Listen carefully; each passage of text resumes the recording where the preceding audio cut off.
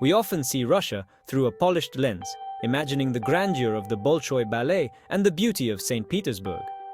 But beneath the surface lies a Russia most travelers never see, a place of complexity and quiet struggle. This essay is a journey into that hidden Russia, beyond the Red Square and into the heart of everyday life. We will explore systemic issues and personal battles that define life for millions. My experiences have shown me this other side, speaking with people whose hopes have been worn down by hardship. Their stories paint a more complete picture of this vast and enigmatic land. This exploration is not an act of judgment, but of seeing, acknowledging difficult truths alongside undeniable beauty. To truly understand a place, we must be willing to look at all of it, the light and the dark. This journey requires an open mind and a compassionate heart. It asks us to look closer, listen more carefully, and feel the powerful human emotions that connect us all. We must be willing to see the cracks in the facade. Only then can we begin to grasp the full story. This is about understanding a country, not just for its beauty, but for its burdens as well. It's about listening to the whispers, often drowned out by the loud official narrative. Corruption in Russia isn't just a problem, it's a way of life, an invisible tax on everything. The official process is a maze of paperwork, but a quiet conversation and a gift can make it disappear. This is the system functioning as intended, shaping decisions at every level. Those with connections can navigate it, but for most, it's a constant barrier. The quiet acceptance is the greatest victory of the corrupt system, making change feel like a distant dream. Beyond economic struggles, deep social wounds persist in Russia, like the domestic violence crisis. In 2017, a law partially decriminalized some forms of domestic battery, minimizing suffering. Another hidden crisis is the struggle with alcoholism and drug addiction, especially in regions far from Moscow. Economic despair has created fertile ground for these issues, with entire generations lost to addiction. This is not a moral failing, but a symptom of deeper illness when hope disappears. The demographic decline is another shadow, driven by a low birth rate and high mortality rate. This is not just a statistic. It is the empty schools and lonely elderly. Government incentives fail to address root causes: economic uncertainty and pervasive pessimism. These social issues are interconnected, creating a vicious cycle difficult to break. For travelers, these problems are almost invisible, hidden beneath the surface of daily life. You might see men drinking on a park bench, but you do not see the story behind it. These are the invisible scars of a society grappling with immense challenges. The despair from economic stagnation fuels addiction, and stress at home is exacerbated by a lack of opportunity. It is a vicious cycle that is difficult to break. To truly understand Russia, you must leave Moscow and St. Petersburg behind. The real country lives in the provinces, in those vast spaces between the gleaming capitals. I once took a train journey into the Ural Mountains, stopping in small industrial towns.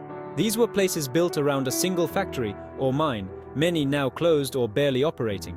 The atmosphere was heavy with stagnation, the paint peeling on Soviet-era apartment blocks.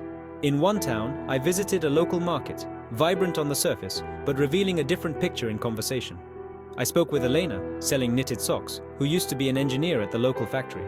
Her words captured the feeling of a lost identity, a testament to resilience.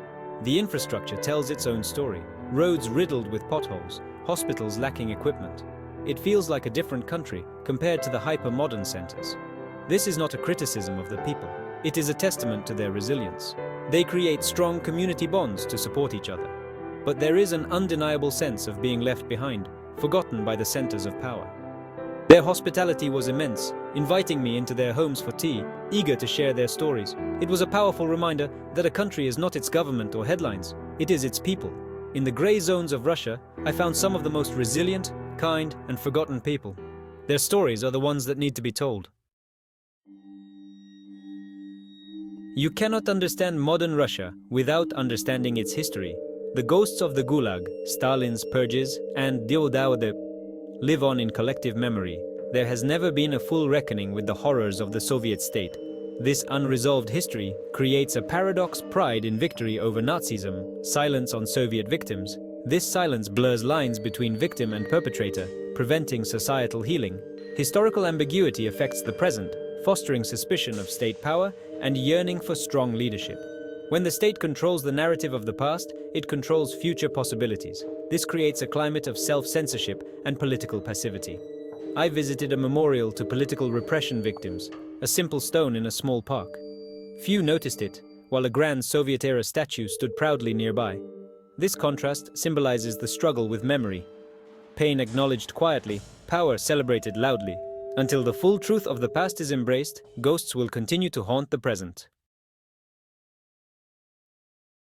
The cumulative effect of hidden struggles is a profound emotional toll. It fosters a sense of fatalism, a belief that things will never get better. This is not laziness. It is a learned response to a lifetime of disappointment. People learn to keep their heads down, focus on family and survival. This culture of silence chills civil society, making it difficult for independent journalism and human rights organizations. They face immense pressure, often labeled as foreign agents, isolating them from the public. The space for open debate and dissent shrinks, leaving problems to fester in shadows. The emotional impact extends to personal relationships, with deep-seated distrust permeating interactions. This erodes social trust, forcing people inward, creating a society of individuals. This isolation is one of the most tragic consequences, making it harder to demand change. It feels like constant, low-level anxiety, fear of losing jobs for political posts, worry about children's futures. It is the quiet heartbreak of seeing potential held back by cynicism and fear. This is the price of silence, paid in human happiness and lost opportunities. It is a heavy price, paid by millions every day. Despite the shadows, Russia is not without hope.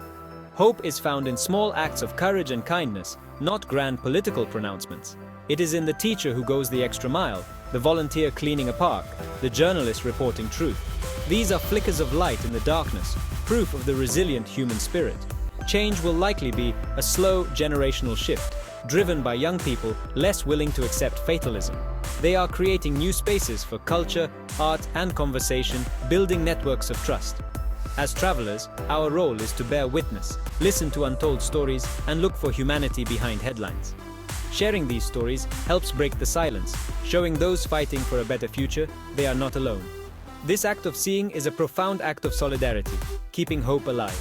The story of Russia is one of immense suffering and incredible resilience. The future is unwritten. Shadows are deep but not absolute. By looking beyond the facade, we gain a more complete view of this fascinating country. What hidden stories have you encountered in your travels? Sharing them helps us see the world more clearly. It is a story of human beings caught in powerful historical and political forces.